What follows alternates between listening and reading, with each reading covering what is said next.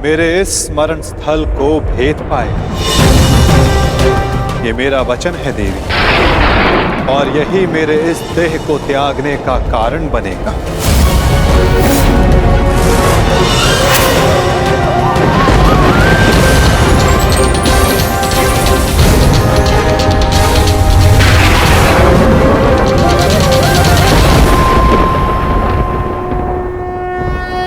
परंतु क्यों माता? आपने उस पत्ते पर पांव क्यों रखा? ऐसी क्या आवश्यकता थी आपको? मैंने जो किया उसकी आवश्यकता थी पार्थ, और अब जो मैं करने जा रहा हूं उसकी भी आवश्यकता है। परंतु मैं ऐसा करना नहीं चाहता था पार्थ। ये सत्य है कि बारबरीक के ये 3 बाण अमोघ हैं। ये हमारे लिए शुभ समाचार है ना माधव? हाँ, परंतु धर्म के लिए ये सबसे अशुभ समाचार है विकोदर।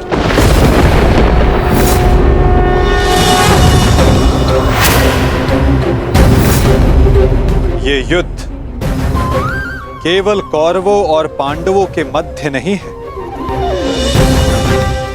ये युद्ध धर्म और अधर्म के मध्य है। ये युद्ध पाप और प्रतिज्ञा के मध्य है। ये युद्ध श्राप और श्रापितों के मध्य है। और अब ये 3 बाण और इन बाणों का धारक बारबरीक हमारे लिए सबसे बड़ी समस्या बन चुका है।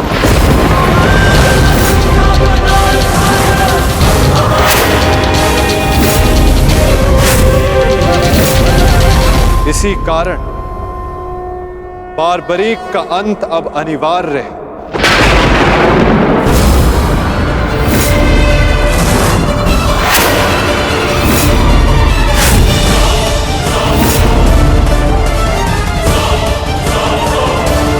इसका वध अब अटल है।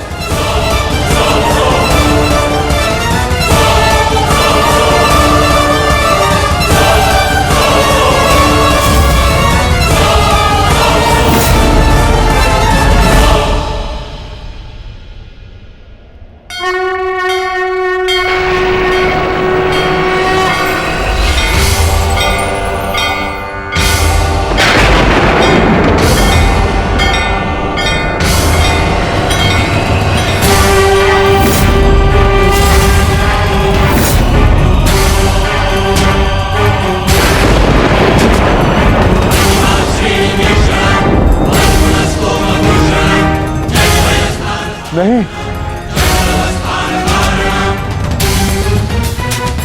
नहीं वासुदेव, मेरे जीवित रहते मैं ऐसा नहीं होने दूंगा। सुदर्शन चक्र को बारबरी तक पहुंचने से पहले मेरे मस्तक से होकर जाना होगा। यही नियति है भीम, और तुम ये भली भांति जानते हो। बारबरीक का अंत अब अनिवार्य है, अन्यथा युद्ध में सबका विनाश निश्चित है। मेरे पास अब और कोई विकल्प शेष नहीं।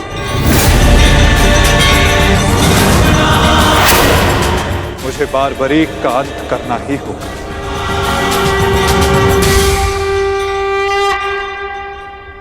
किंतु माता, इसका कोई समाधान तो निकल ही सकता है ना? हम बारबरीक को युद्ध से दूर भी तो रख सकते हैं। तो फिर इसका अंत अनिवार्य क्यों?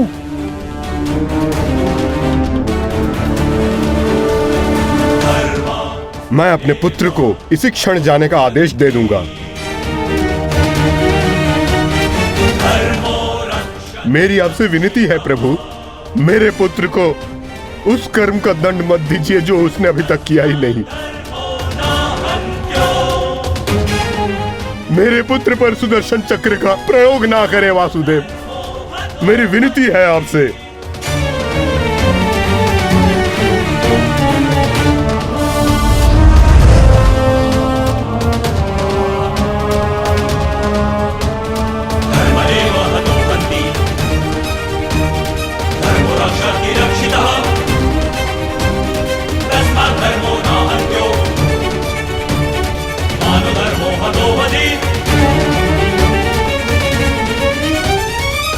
रुकिए पिताश्री।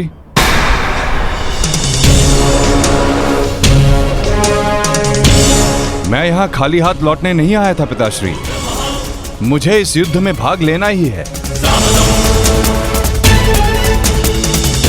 मौन रहो तुम, तुम्हें अनुमान भी है तुम क्या बोल रहे हो?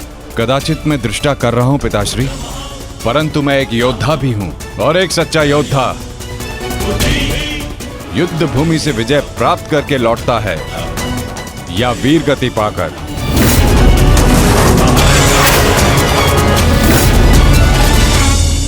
क्षमा कीजिएगा वासुदेव, परंतु युद्ध में बार्बरिक के भाग लेने से हमें क्या हानि होगी? बार्बरिक हमारे पक्ष से युद्ध करेगा, हानि तो केवल कौरवों को होगी वासुदेव। नहीं युधिष्ठिर, जो तुम्हें दिख रहा है वो सत्य नहीं है। क्यों बार्बरिक, मैंने उचित कहा ना? मैं समझा नहीं वासुदेव। बार्बरिक निश्चित रूप से हमारे पक्ष में लड़ेगा,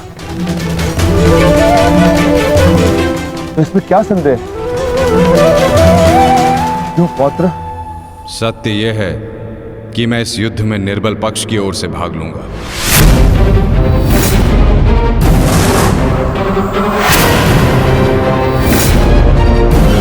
माता के समक्ष स्वयं को वचन दिया है मैंने। परंतु समस्या क्या है वासुदेव? ये तो स्पष्ट है कि हम पांडवों के पास 7 अक्षणीय सेना है और कौरव के पक्ष में 11 अक्षणीय सेना।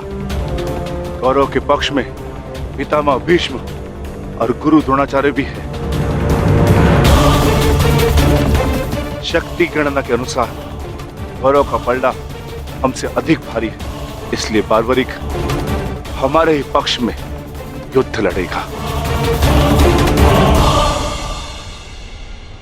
विनाश तो होगा प्रभु, परंतु केवल कौरवों का। मैं आपको वचन देता हूं, मेरे परिवार को हानि पहुंचने से पूर्व मैं अपना शीर्ष आपके चरणों में रख दूंगा। तुम सत्य नहीं देख पा रहे हो वीर। तुम जानना चाहते हो बार्बरिक, यदि तुमने इस युद्ध में भाग लिया तो क्या होगा?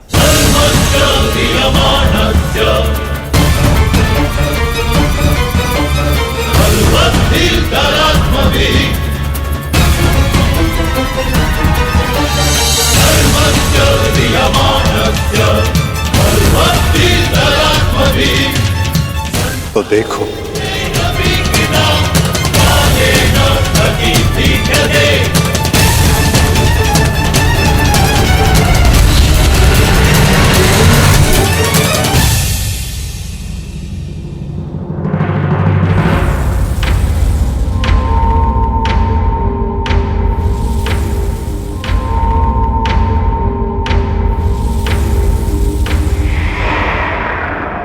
तुम्हारा स्वयं को दिया गया वचन इस युद्ध को किसी भी दिशा में जाने नहीं देगा बार्बरिक। इस युद्ध का संतुलन बिगाड़ देगा। तुम निश्चित रूप से आरंभ में पांडवों के पक्ष में रहोगे, क्योंकि आरंभ में पांडव कौरवों से निर्बल होंगे, परंतु शीघ्र ही ये परिस्थिति बदल जाएगी बार्बरिक।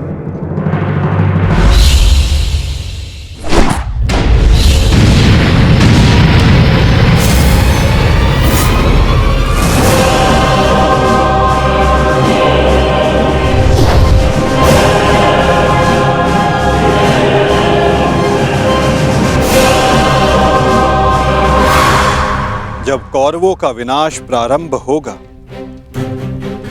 तो शीघ्र ही पांडवों का पलड़ा कौरवों से अधिक भारी हो जाएगा और तुम अपने वचन के कारण संतुलन बनाए रखने के लिए अपना पक्ष छोड़कर कौरवों के पक्ष में चले जाओगे और उसके पश्चात तुम पांडवों पर प्रहार करने लगोगे। और इसी कारण इस युद्ध का संतुलन बिगड़ जाएगा।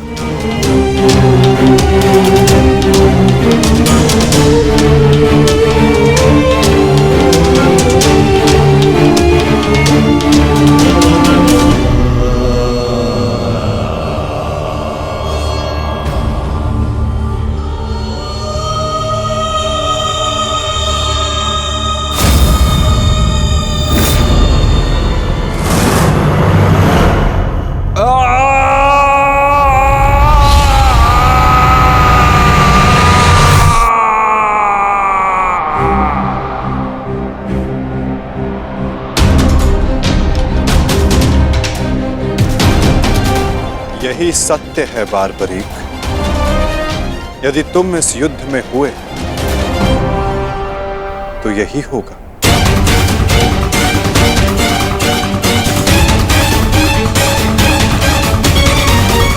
यदि तुम इस युद्ध में हुए तो यही होगा। तो मैं क्या करूं प्रभु? संसार का हर योद्धा अपना युद्ध चुनता है। क्या मुझे ये युद्ध चुनने का अधिकार नहीं?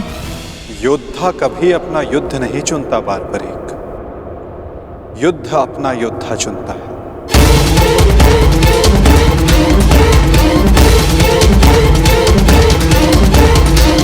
तो आदेश दें प्रभु, मुझे क्या करना है? ये युद्ध एक यज्ञ है बारबरीक, और तुम्हें त्याग और बलिदान देना होगा, स्वयं के प्राणों का दान।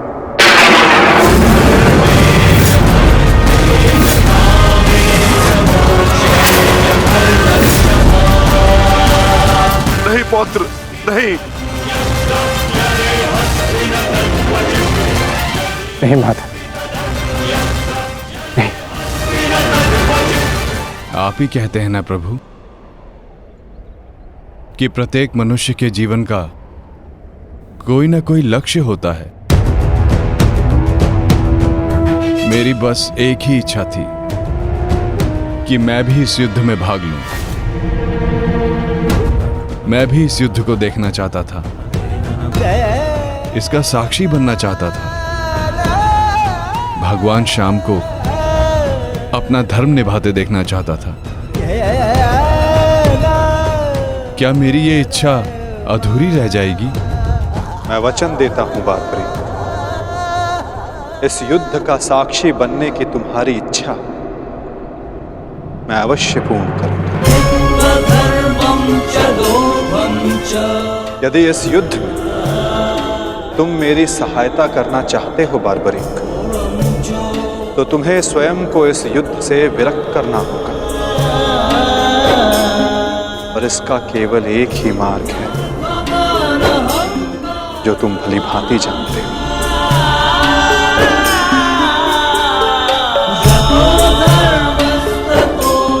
मैं समझ गया प्रभु।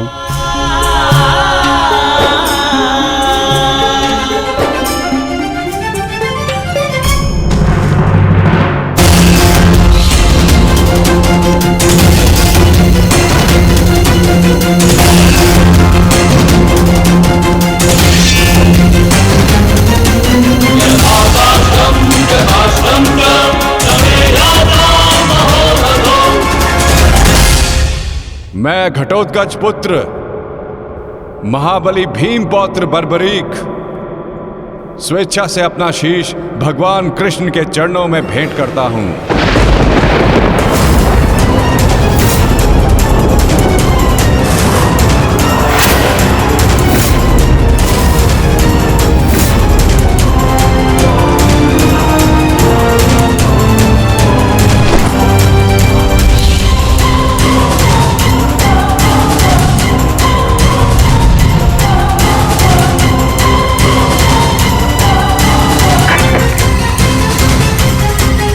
भगवान श्याम की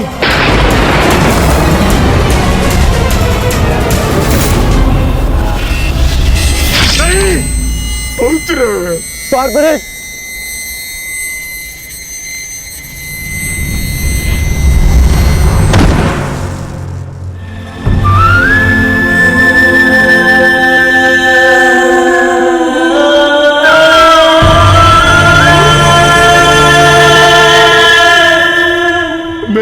पुत्र की कामना थी इस युद्ध का साक्षी बनने की, वो भी अधूरी रह गई। उसने स्वयं के साथ भी अपनी अंतिम कामना का भी अंत कर लिया। नहीं घटोत्कच, ये अंत नहीं, प्रारंभ है। बार्बरीक की अंतिम इच्छा अवश्य पूर्ण होगी। श्री कृष्ण गोविंद हरे मुरारी, हे नाथ नारायण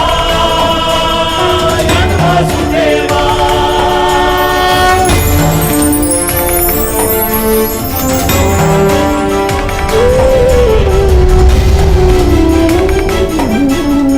श्री कृष्ण गोविंद हरे मुरारी, हे नाथ नारायण वासुदेवा। श्री कृष्ण गोविंद हरे मुरारी, हे नाथ नारायण वासुदेवा। श्री कृष्ण गोविंद हरे मुरारी, हे नाथ नारायण वासुदेवा। श्री कृष्ण गोविंद हरे मुरारी, हे नाथ नारायण वासुदेवा। श्री कृष्ण गोविंद हरे मुरारी, हे नाथ नारायण वासुदेवा। श्री कृष्ण गोविंद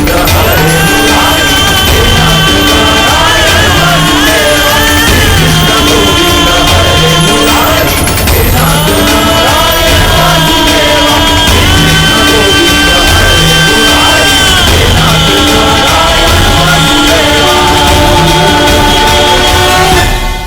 बर्बरीक इस महाभारत का एक महत्वपूर्ण कार्य पूर्ण करेगा। बार्बरीक का ये त्याग, ये बलिदान व्यर्थ नहीं जाएगा। तुम सदैव अपने साहस, बुद्धिमता, इस महायुद्ध के, इस महाभारत के एकमात्र साक्षी के रूप में जाने जाओगे बार्बरीक। संसार तुम ही से जानेगा कि इस महायुद्ध में जो कुछ भी हुआ धर्म के अनुसार हुआ, और इस संसार के अंत तक तुम इस धर्म युद्ध के साक्षी रहोगे बार्बरीक। तुम्हारे इस निस्वार्थ बलिदान के लिए तुम्हें सदा आदर दिया जाएगा बार्बरीक, और तुम्हारी खाटू श्याम के नाम से पूजा की जाएगी।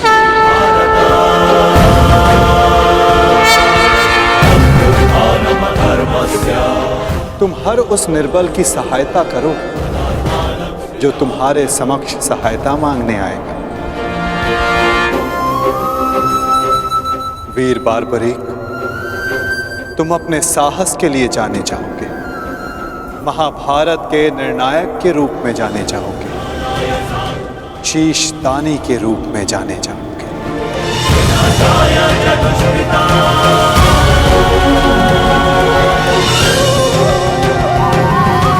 इस युद्ध रूपी यज्ञ में यही नियति है विजय की। विजय बलिदान मांगती है, विजय दान मांगती है। दानी बार्बरीक, तुम सदा अमर रहोगे।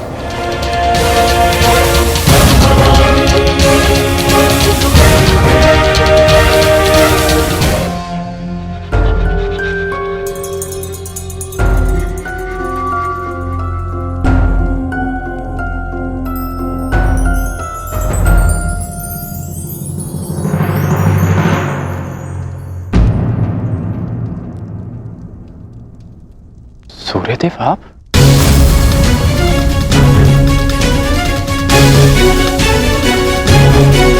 बड़ी बात। कल्याण हो पुत्र।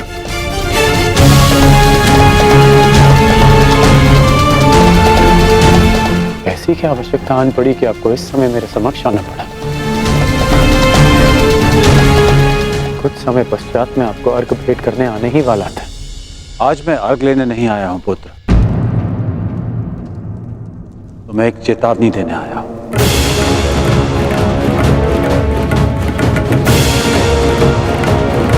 और वो ये, तुम कल प्रातःकाल मुझे अर्घ भेंट करने मत आना। और यदि तुम मुझे अर्घ भेंट करने आए तो तुम अपना सर्वस्व खो बैठोगे।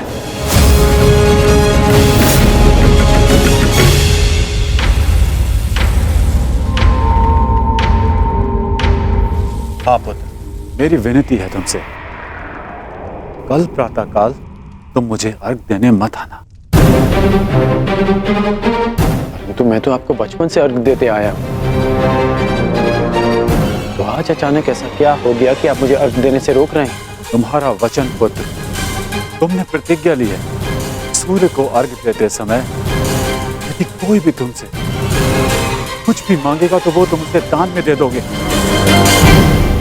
कल का अर्घ तुम्हें कुछ ऐसा दान देने पर विवश कर देगा जिससे तुम मेरा दिया हुआ आशीर्वाद सदैव के लिए खो बैठोगे।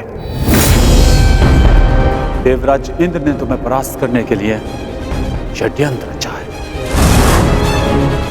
वो कल प्रातःकाल तुमसे दान मांगने आएंगे और दान में वो तुमसे कवच और कुंडल मांगे। तुम्हें ज्ञात है पुत्र? मुझे ज्ञात नहीं, परंतु आपको चिंतित देख के आभास हो गया। और यदि स्वयं मेरे पिताश्री मुझे चेतावनी देने आए हैं कि इंद्रदेव मुझसे दान मांगने आएंगे, तो इसका सीधा संबंध अर्जुन से होता है, इंद्रदेव का पुत्र अर्जुन। और उसमें कोई बुराई भी नहीं, क्योंकि हर पिता अपने पुत्र की भलाई चाहता है। यदि इतना समझते हो तो यह भी समझ लो पुत्र कि यह पिता भी यही चाहता है कि उसके पुत्र के साथ कोई अन्याय ना हो, कोई छल ना हो। मेरी विनती है तुमसे, कल प्रातःकाल मुझे अर्घ देने मत आना। पहले भी मैं तुम्हारे साथ बहुत अन्याय कर चुका हूं पुत्र, परंतु अब और अन्याय नहीं। कहो पुत्र, अपने पिता की बात मानोगे? कल प्रातःकाल अर्घ देने नहीं आओगे ना? मुझे उत्तर दो पुत्र, मुझे उत्तर दो। प्रश्न उत्तर का समय नहीं बचा है। मनुष्य का कर्म उसके हर प्रश्न और उत्तर से बड़ा होता है। और अब आपके कर्म का समय हो गया है। अंधकार में डूबे समस्त संसार को आपको प्रकाश देना है। आप अपना कर्म और धर्म निभाइए और मैं अपना कर्म और धर्म निभाऊंगा। बस आपसे एक प्रार्थना है कि अब ये अन्याय मत होने दीजिएगा कि संसार कहे कि कर्ण ने अपने जन्मदाता को अपना धर्म करने से रोक दिया।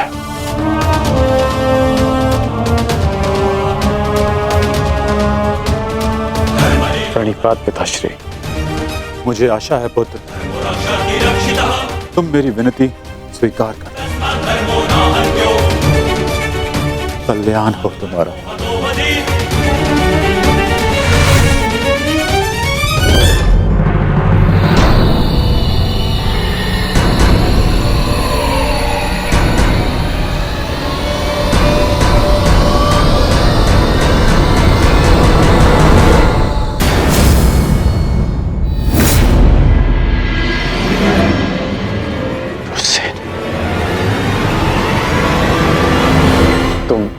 तुम यहाँ क्या कर रहे हो? मैंने सब सुन लिया।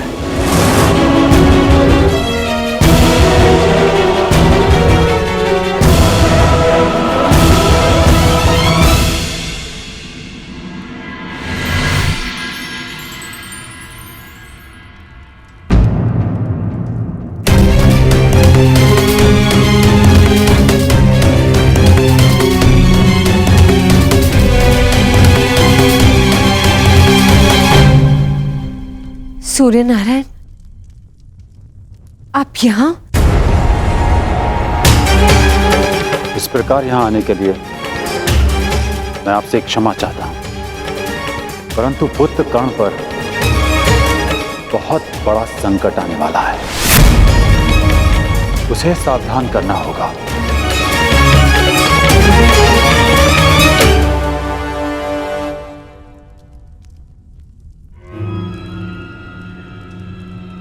आप सूर्यपुत्र हैं, परंतु ये कैसे संभव है?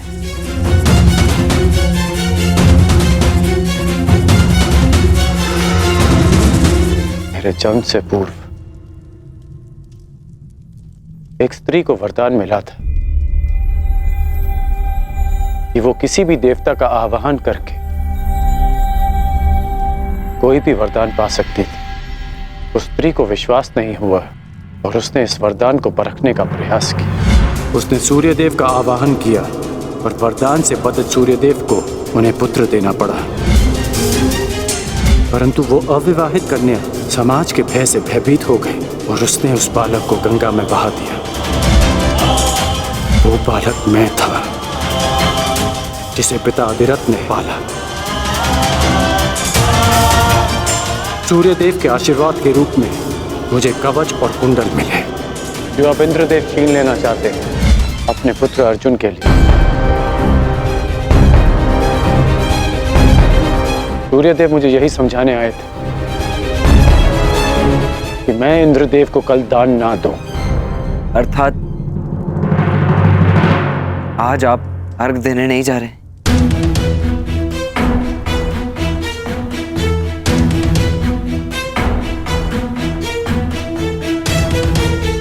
नहीं, मैं अवश्य जाऊंगा।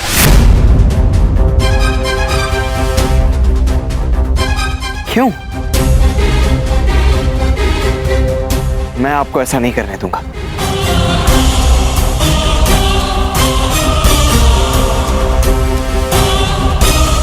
मुझे क्यों नहीं जाना चाहिए? एक दान के भय से अपना संकल्प तोड़ दो, अपना सम्मान खो दो? नहीं पुत्र, ये सूत पुत्र ऐसा कायर नहीं है। आप स्वयं के साथ ऐसा अन्याय कैसे होने दे सकते हैं पिताश्री? आप भली भांति जानते हैं आपके साथ छल होने जा रहा है। फिर भी वो सूर्यदेव जिन्होंने आपको अपना नाम कभी नहीं दिया, जिस पर आपका अधिकार था, वो सम्मान कभी नहीं दी, फिर भी आप उन सूर्यदेव के सम्मान के लिए इंद्रदेव के बिछाए जाल में फंसने जा रहे हैं। पिताश्री, ये कवच आपकी सबसे बड़ी सुरक्षा है और आप इसे इंद्रदेव को दान में दे देंगे। क्यों? केवल सूर्यपुत्र होने के सम्मान के लिए? नहीं, एक सूत पुत्र होने के अभिमान के लिए।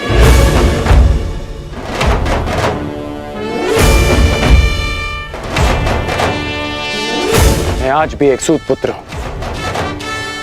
एक सूत ने ही मुझे प्रेम दिया, सम्मान दिया, अधिकार दिया, आवश्यकता पड़ने पर धनुष दिया। जब मैंने उससे दूर जाने की आज्ञा मांगी तो उन्होंने मुझे वो भी दी।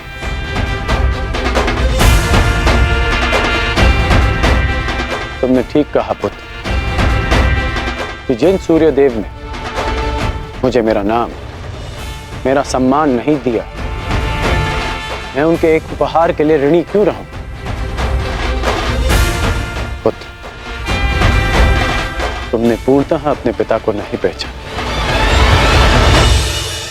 मैं अपनी सुरक्षा के लिए कवच और कुंडल पर निर्भर नहीं हूं।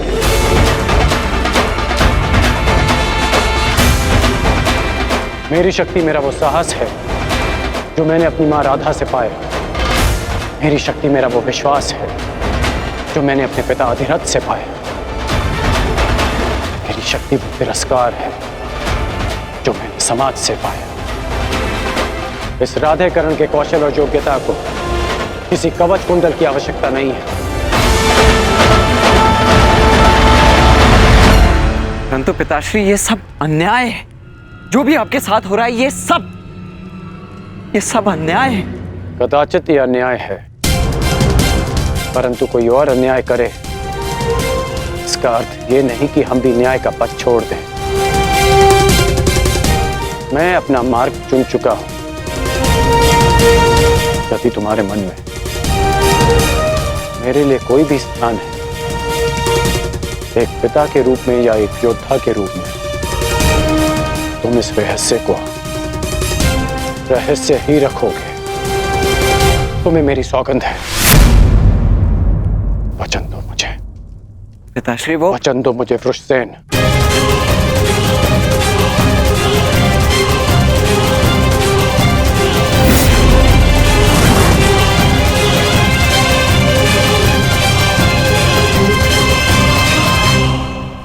सूर्योदय का समय हो गया है और मेरे अर्घ देने का भी। अब तुम जा सकते हो।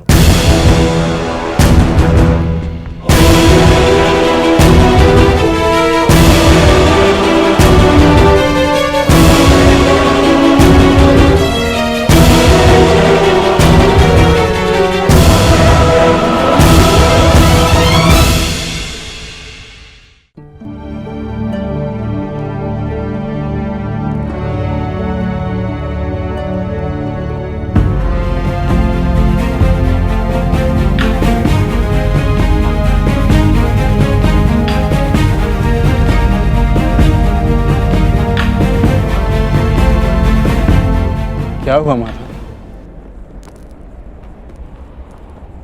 समय हो गया है परंतु अभी तक सूर्यदेव उदित नहीं हुए। क्योंकि कदाचित ये उदय होने का उचित समय नहीं है पार्थ। मैं समझा नहीं माता। सूर्यदेव का उदित होना अनिवार्य है, प्रकृति का नियम है। भला इसके विरुद्ध कौन जा सकता है?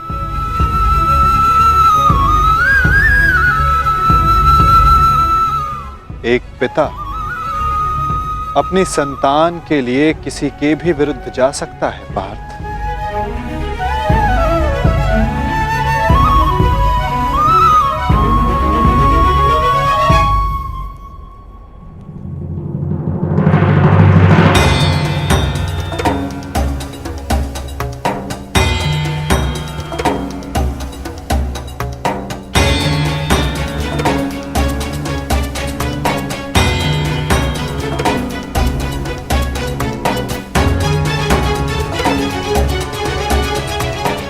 रानीपात वासुदेव।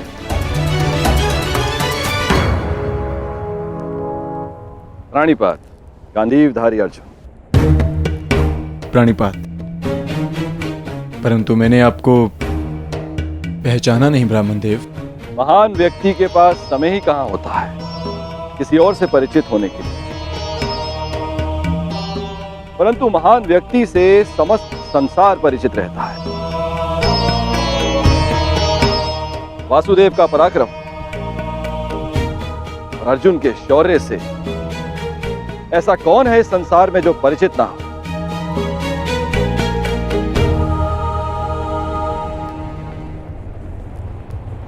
धन्यवाद।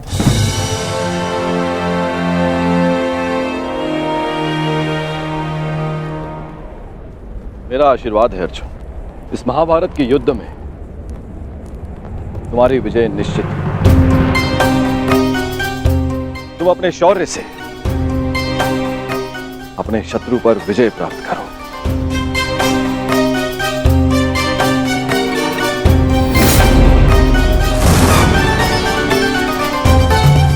मैंने आपकी बात सुनी वासुदेव, और मैंने उसके मंतव्य को भी समझा,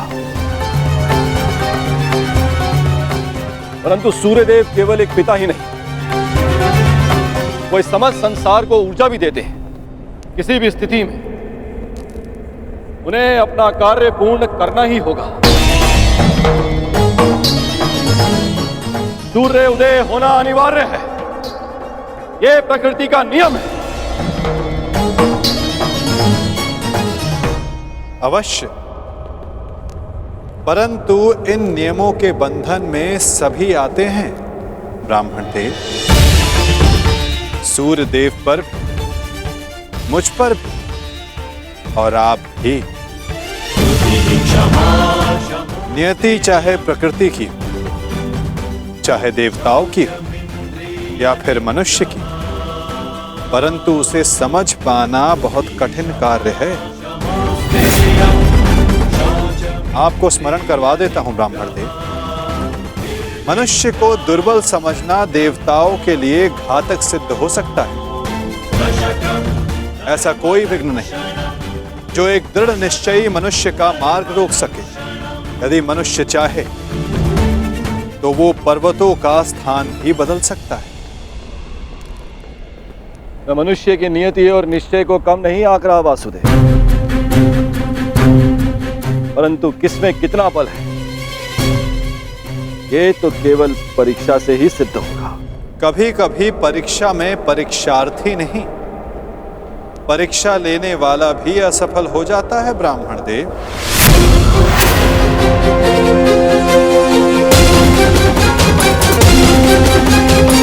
कभी कभी परीक्षा में परीक्षार्थी नहीं, परीक्षा लेने वाला भी असफल हो जाता है ब्राह्मण देव। फिर चाहे वो मनुष्य हो या देव। देवताओं का तो धर्म होता है ना वासुदेव, मनुष्य को सदैव नए नए अवसर देना।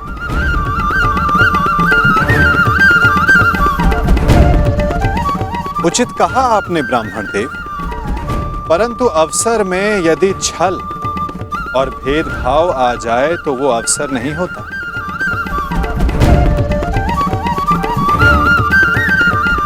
कदाचित आपको स्मरण तो हो गए, यदि धर्म और कर्म में पक्षपात आ जाए तो धर्म धर्म नहीं होता और ना कर्म कर्म रहता है। एक पिता का धर्म होता है सदैव अपने पुत्र के हित में देखना, और एक पिता के अंधे पुत्र प्रेम के कारण ही ये महाभारत हो रही है ब्राह्मण देव।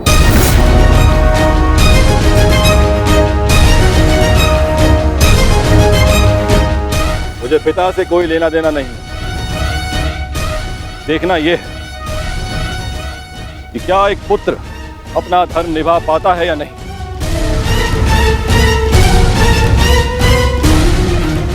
क्या एक पुत्र अपने पिता के सम्मान की रक्षा कर पाता है या नहीं।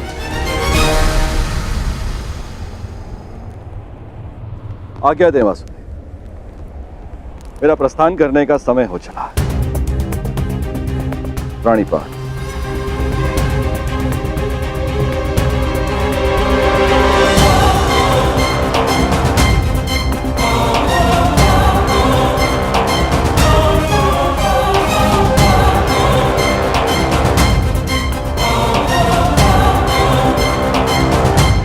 विजयी भव वत्स, विजयी भव।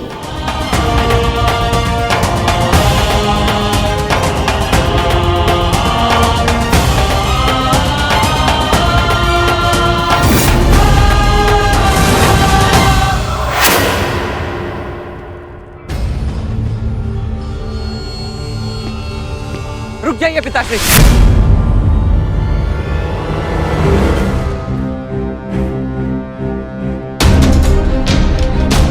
मत जाइए, अपने साथ ऐसा अन्याय मत होने दीजिए।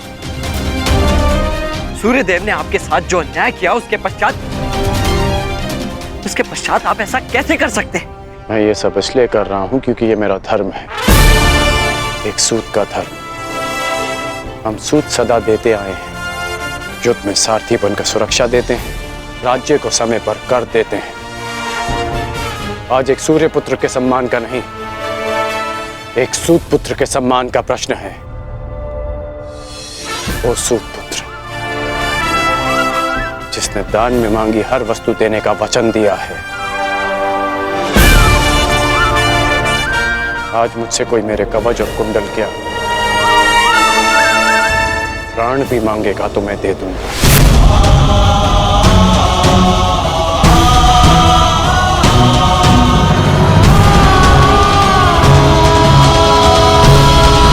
आज मुझसे कोई मेरे कवच और कुंडल क्या प्राण भी मांगेगा तो मैं दे दूंगा।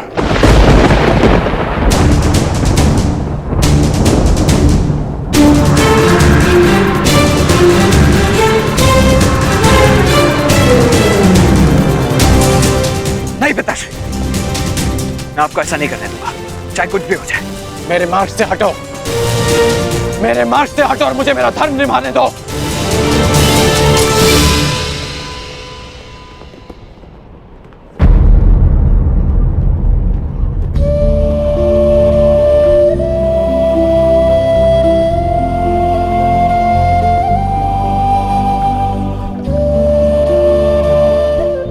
स्वयं को सूत पुत्र सिद्ध करने का यही मार्ग है कि मैं सूर्य से मिले इस आशीर्वाद को स्वयं से सदा के लिए दूर कर दूं।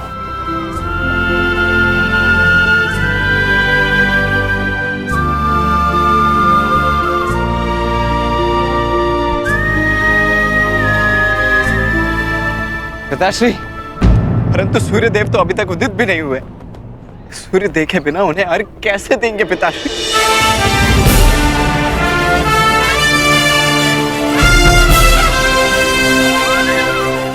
सूर्य उदय होगा और उनका प्रकाश पहले से अधिक तीव्र होगा, क्योंकि उस प्रकाश में उनके पश्चाताप और खेद की ज्वाला सम्मिलित होगी।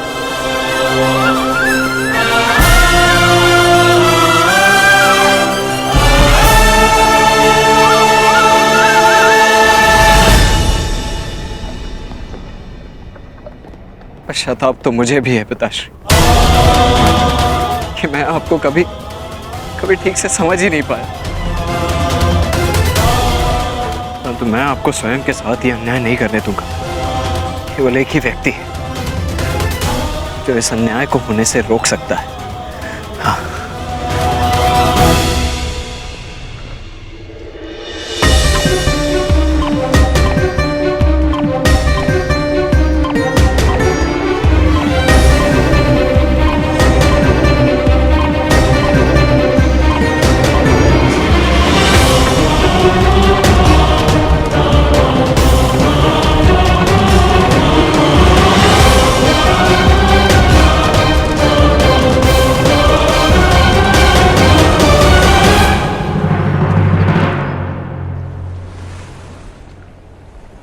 सूर्यदेव, ये एक पिता का धर्म होता है कि वो अपने पुत्र को उचित मार्ग दिखाए। क्या अब एक पुत्र अपने पिता को मार्ग दिखाएगा?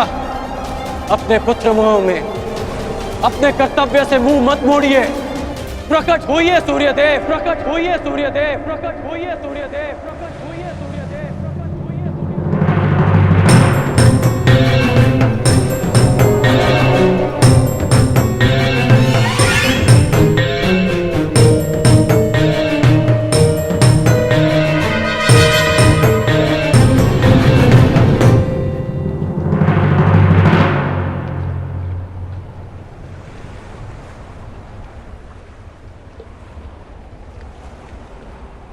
सूर्यदेव ने ना उदय होने का प्रण लिया है कर्ण। सूर्य उदय की प्रतीक्षा कर कर अपना समय व्यर्थ कर रहे हो कर्ण।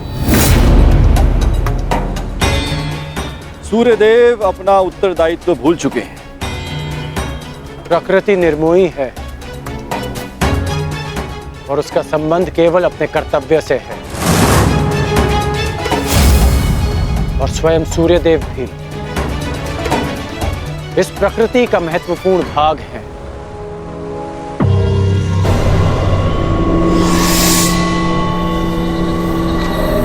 उन्हें आना होगा और आप जिस उद्देश्य से आए हैं, जिस दान की अपेक्षा से आए हैं, वो दान आपको अवश्य मिलेगा। इंद्रदेव,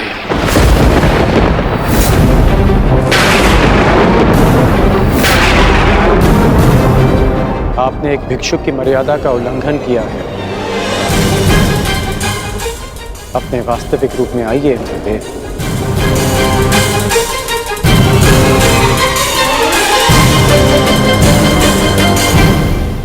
इसका अर्थ है कि सूर्यदेव ने तुम्हें पहले ही मेरे मंतव्य से अवगत करा दिया। परंतु आश्चर्य का, फिर भी तुम अर्घ देने, दान देने, भेंट देने चले आए अंगराज। सूर्यदेव ने वो किया जो एक पिता का धर्म होता है।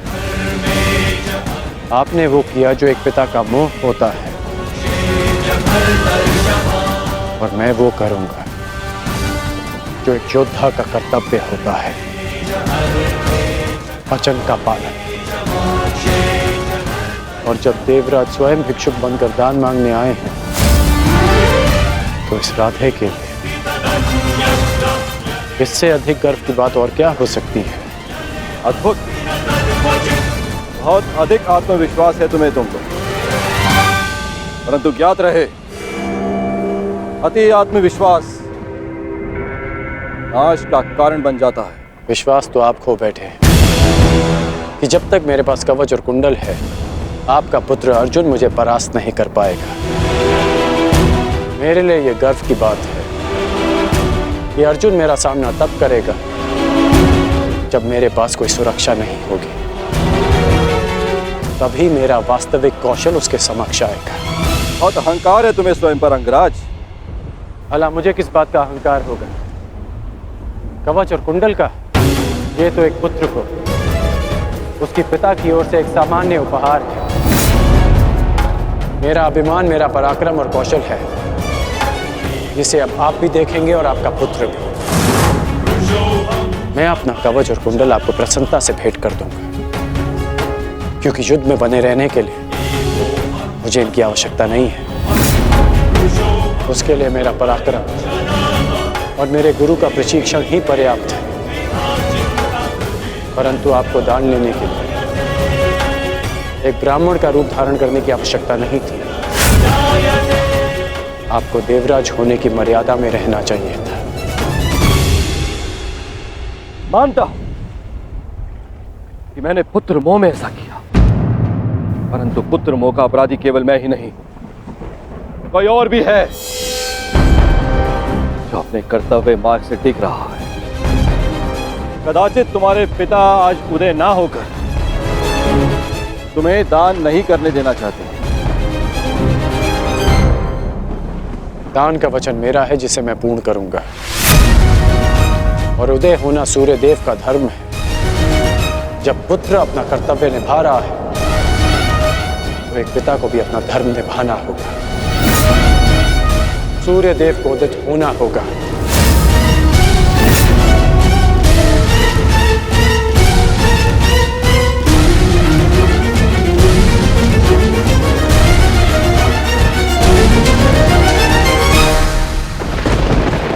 इस संसार को प्रकाश का दान देने का समय आ गया है। पिता वो होता है जो जीवन देता है। आप केवल कर्ण के पिता नहीं, इस जगत के पिता हैं। क्योंकि यह जगत आपके प्रकाश और ऊर्जा से जीवन पाता है। फिर आप ऐसा कैसे कर सकते हैं कि अपने एक पुत्र के हित के लिए अपनी सारी संतानों के प्रति आप अपना उत्तरदायित्व भूल जाएंगे? मैं जानता हूं कि आप केवल मेरी रक्षा करना चाहते हैं, परंतु स्मरण रहे सूर्यदेव कि एक श्रेष्ठ पिता वो नहीं होता जो अपने पुत्र के समक्ष ढाल बनकर खड़ा रहे, बल्कि एक श्रेष्ठ पिता वो होता है कि जो संसार के दिए घावों का सामना करने में अपने पुत्र को सक्षम बना।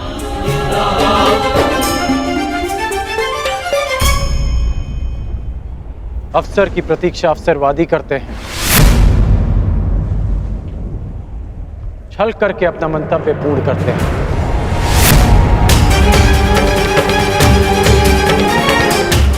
परंतु वीर हर पल को अवसर बना देता है।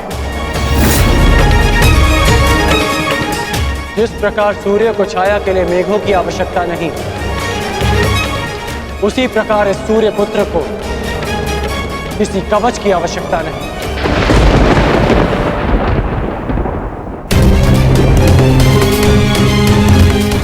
आपने अपना कर्म किया, अब मुझे मेरा धर्म निभाने दीजिए।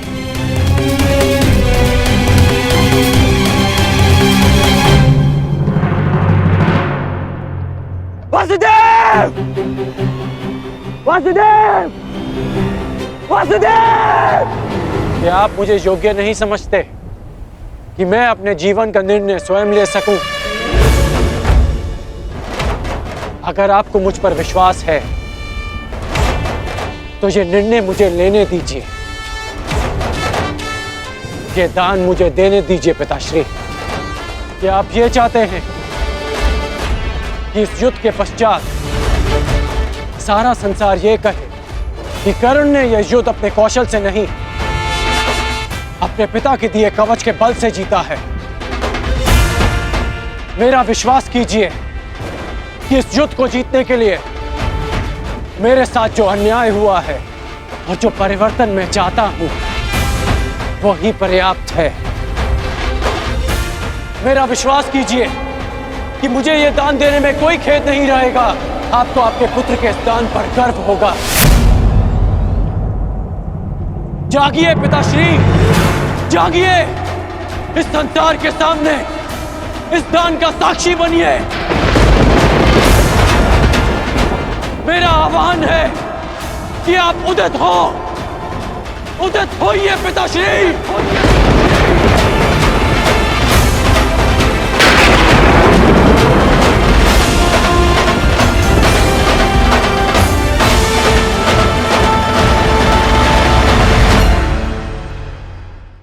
मेरा आह्वान है कि आप उदित होइए पिताश्री।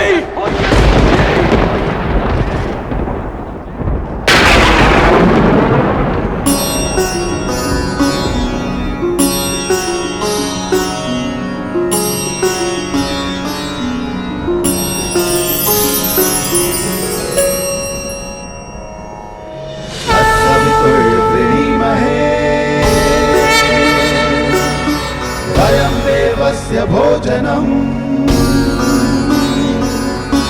तत्सवितुर्वृणीमहे वयं देवस्य भोजनं श्रेष्ठं सर्वसाधकं दूरं भगस्य धीमहि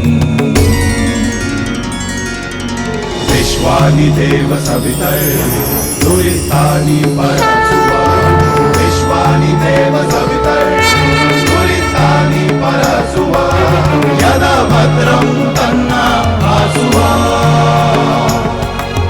यदा भद्रं तन्ना आसुवा।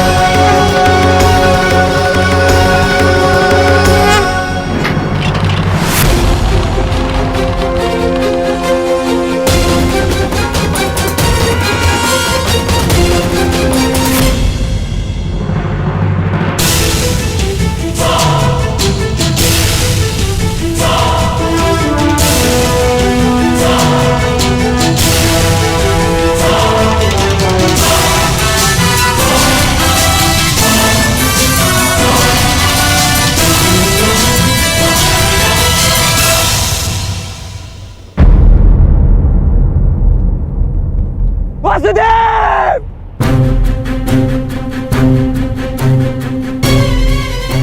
शत्रु पक्ष योद्धा होकर यहाँ क्या कर रहे हो? मैं तुम्हें अभी यहीं समाप्त कर दूंगा। शांत विकोदर।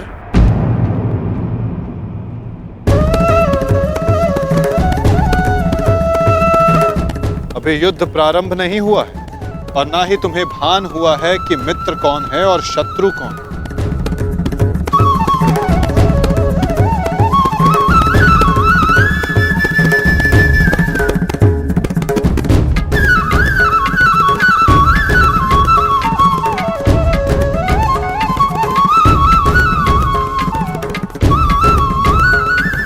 मेरे साथ आओ वृषसेन।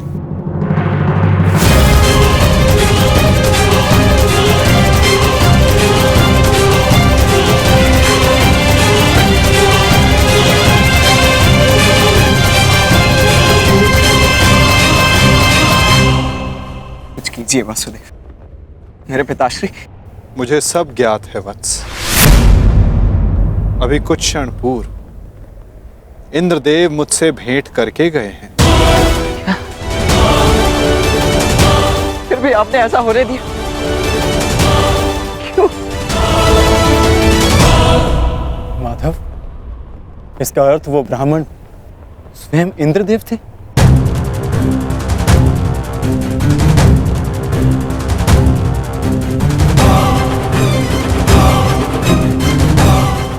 नहीं, वो देवता नहीं, केवल एक पिता थे। इसीलिए देव होकर भी वो कर्म करने जा रहे हैं जो राक्षसों को भी शोभा नहीं देता। परंतु आप कुछ कीजिए वासुदेव। इंद्रदेव आज मेरे पिताश्री से दान में उनके कवच और कुंडल मांगने वाले।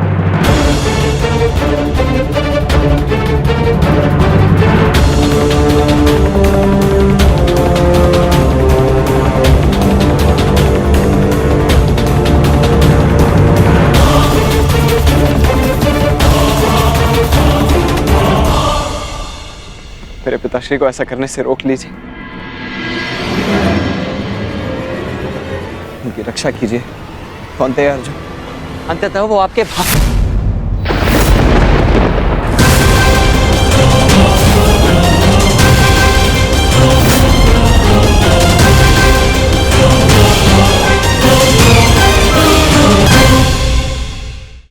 वो आपके भयंकर और एकमात्र प्रतिद्वंदी।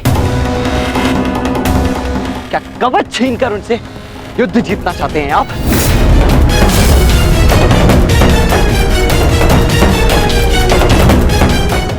परंतु आपसे क्यों बात कर रहा हूं? आप ही के कारण तो ये सब हो रहा है।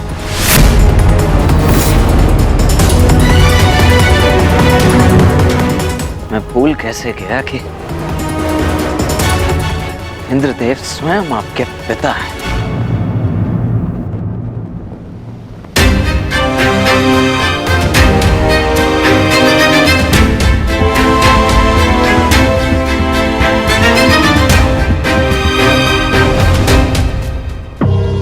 अवश्य आपने ही उन्हें ऐसा करने के लिए कहा होगा, ताकि आप द्वंद्व में मेरे पिता को परास्त कर सकें। सावधान वृषसेन,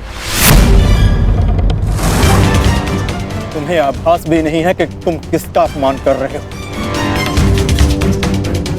क्षमा करता हूं तुम, इसलिए कि तुम हमारे शिविर में आए हो, अन्यथा इस दुस्साहस का मूल्य तुम्हें तुम्हारे प्राण देकर चुकाना पड़ता। स्मरण रखना कि मैं कौरवों की भांति छल में विश्वास नहीं रखता। मैं ऐसी कुछ नीति नहीं अपनाऊंगा। पिता की संपत्ति यदि पुत्र भोग सकता है, तो पिता के किए दुष्कर्म भी उसे भोगने पड़ते हैं। महारथी अर्जुन,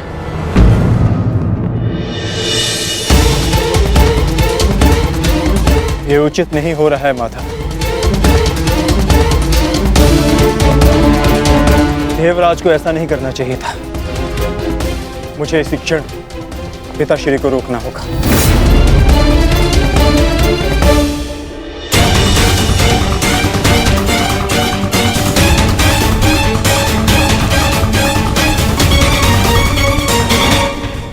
कहिए इंद्रदेव, क्या दान मांगने आए हैं आप?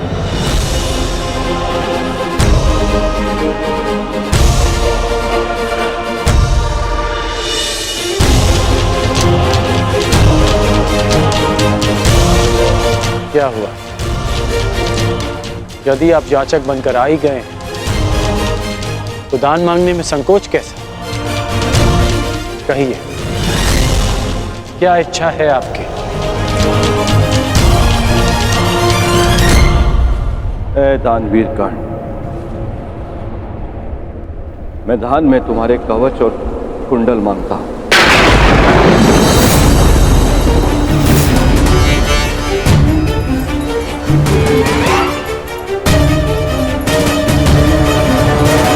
जो आज्ञा इंद्रदेव। आपने मुझसे दान नहीं मांगा, बल्कि मुझ पर उपकार किया है। एक सूत पुत्र के पास स्वर्ण कवच रहने का क्या लाभ?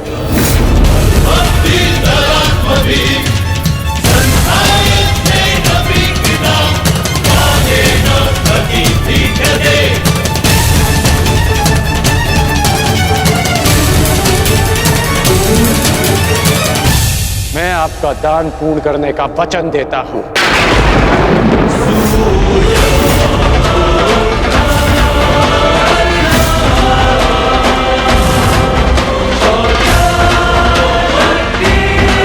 ऐ दानवीर कर्ण, मैं दान में तुम्हारे कवच और कुंडल मांगता हूं।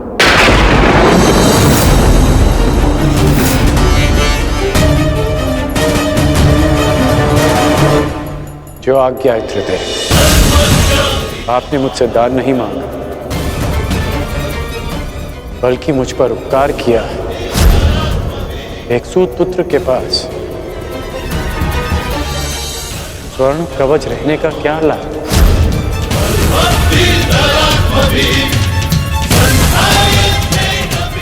मैं आपका दान पूर्ण करने का वचन देता हूं।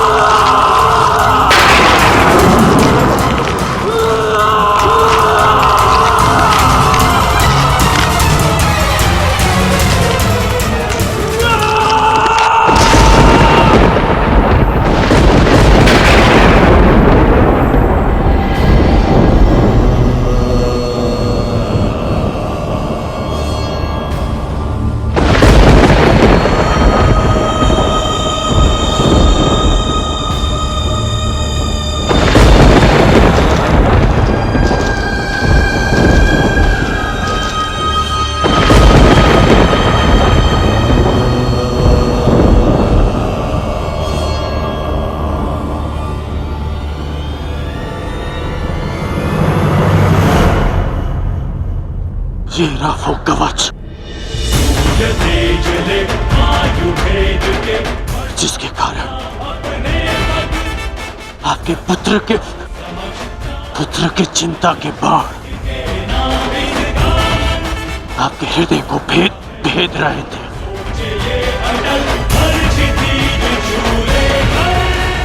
दान स्वीकारिए इंद्रदेव।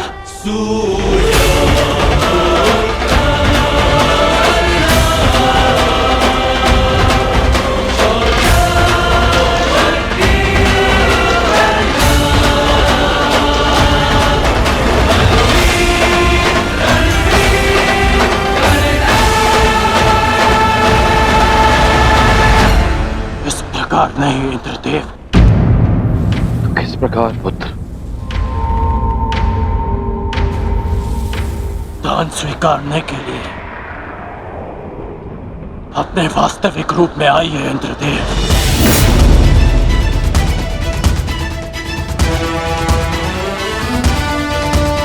ये आपके पुत्र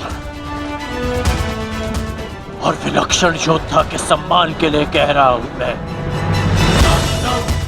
उस माता के सम्मान के लिए कह रहा हूं जिसने अर्जुन जैसे योद्धा को जन्म दिया। दान में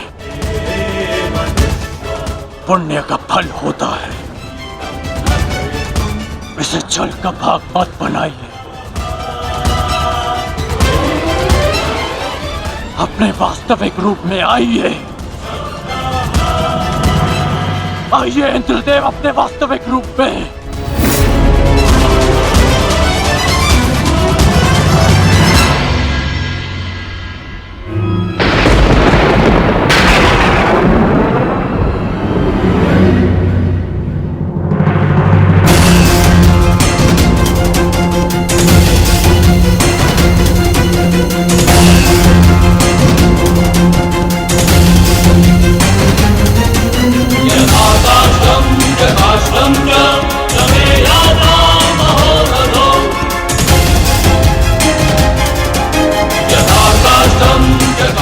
कवच ग्रहण कीजिए इंद्रदेव।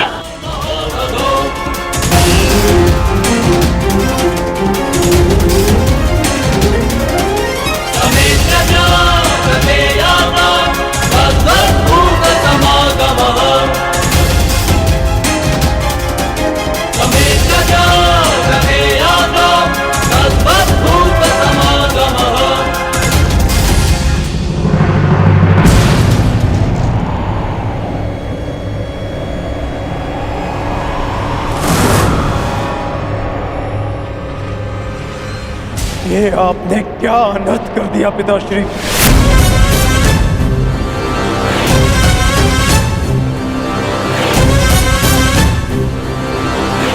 क्यों? क्या आवश्यकता थी आपको इसकी, जो आपने कर्ण से उसका कवच कुंडल छीन लिया?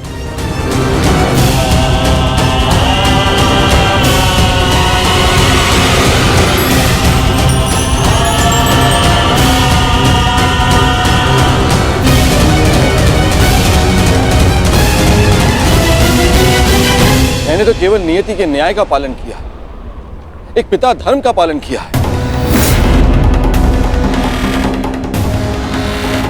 ये किस प्रकार का पिता का धर्म है पिताश्री?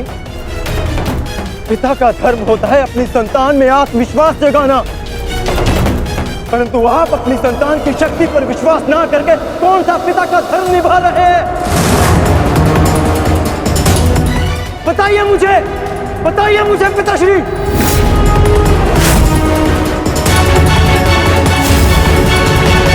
अर्जुन, मैं तो केवल तुम दोनों के बीच होने वाले युद्ध में शक्ति का संतुलन बना रहा था।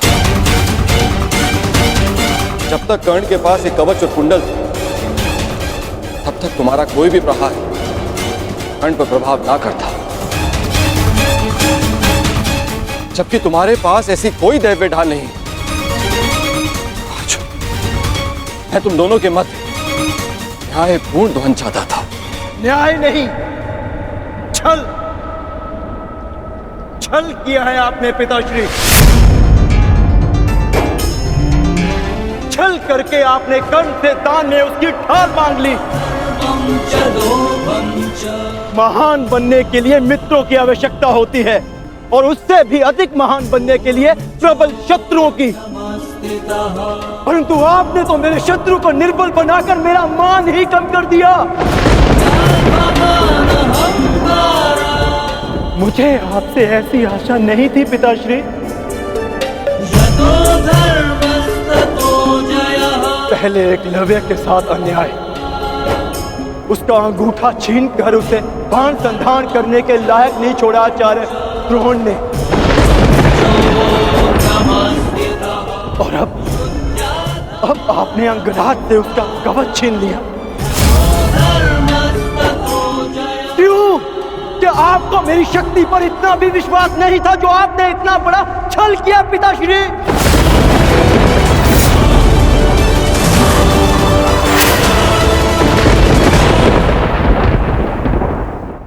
कभी सोचा भी है आपने कि अर्जुन को इतिहास किस नाम से स्मरण करेगा?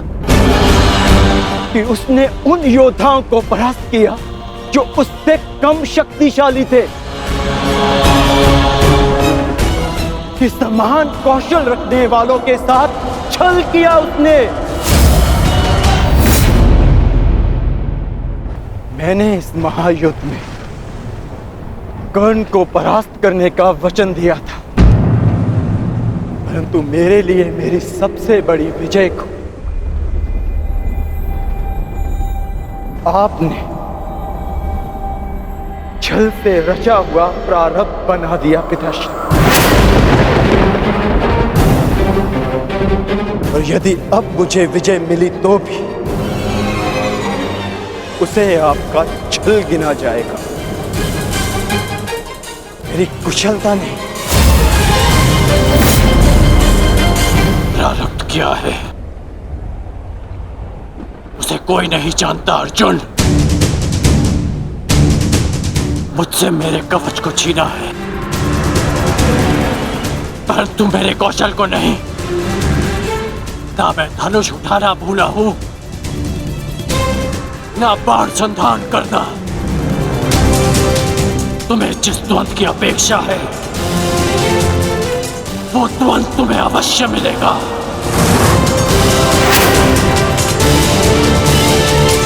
स्मरण रखिएगा पिताश्री, ना मैं कभी इस छल के बोझ से मुक्त हो पाऊंगा और ना ही कभी आप इस अपराध बोझ से।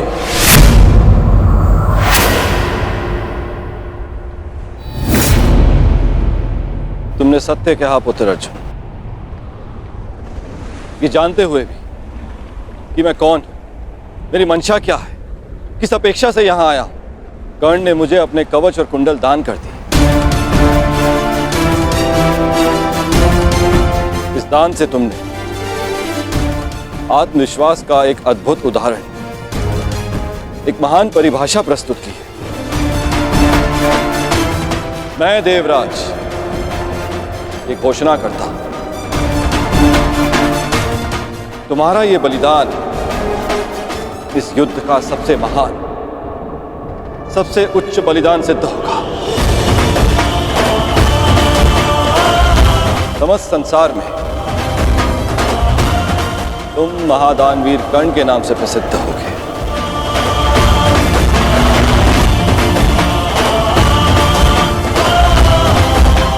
परंतु तुम्हारे इस दान का बोझ बहुत भारी है। इस बोझ के भार के कारण मैं स्वयं से दृष्टि नहीं मिला पा रहा हूं कर्ण।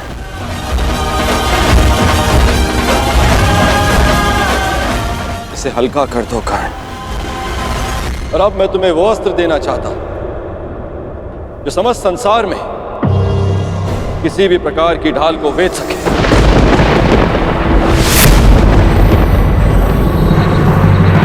आप मेरे दान का उपहास उड़ा रहे हैं इंद्रदेव।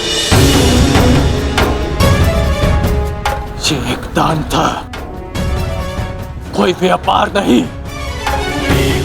यदि आप कवच कुंडल के स्थान पर मेरे प्राण भी मांगते तो मैं प्रसन्नता से दे देता। मैं एक सूत पुत्र हूं और मेरे पिता ने मुझे सदा देना सिखाया है, लेना नहीं।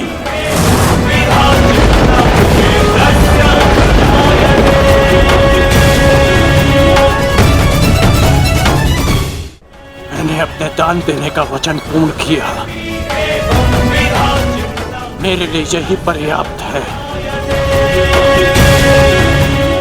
मुझे आपसे कुछ नहीं चाहिए। यदि तुमने मुझसे कुछ नहीं मांगा तो देवराज होने के नाते इस सृष्टि में मैं अपना सम्मान खो बैठूं। यदि मैंने तुम्हें कुछ नहीं दिया तो मैं स्वयं को कभी क्षमा ना कर पाऊंगा। मैंने दान के रूप में तुमसे तुम्हारी ढाल छीन ली। मांगो, मांगो जो वरदान मांगना है मुझसे।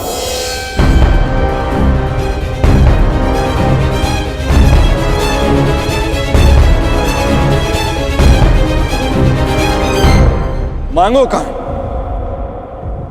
मैं आपका सम्मान रखने के लिए ये अस्त्र स्वीकार करता हूं, जो किसी भी ढाल को भेद सके, जिसे जब भी मैं अपने शत्रु का नाम लेके प्रयोग करूं तो उसका अंत निश्चित हो।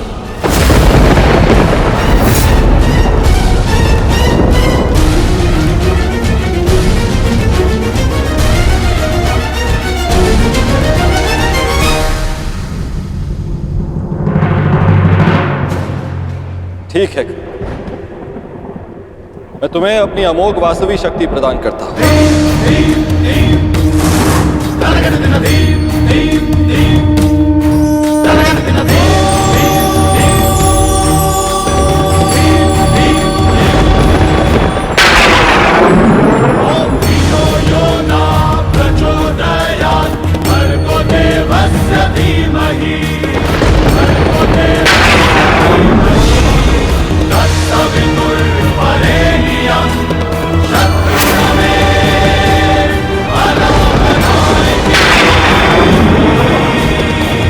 इस शक्ति को जिसका नाम लेकर संधान करोगे वो अवश्य मृत्यु को प्राप्त होगा, किंतु स्मरण रहे, इस शक्ति का प्रयोग तुम केवल एक ही बार कर पाओगे, मेरा मान रखने के लिए। तुम्हारा धन्यवाद है दानवीर कर्ण।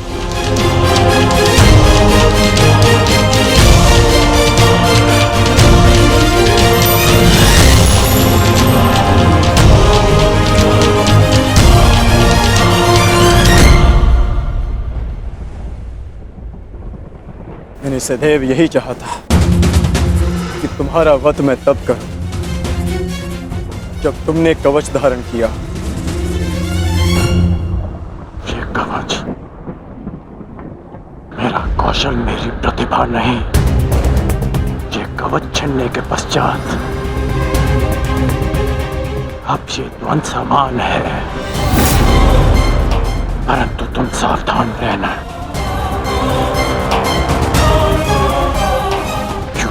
अस्त्र का प्रयोग मैं तुम पर ही करूंगा।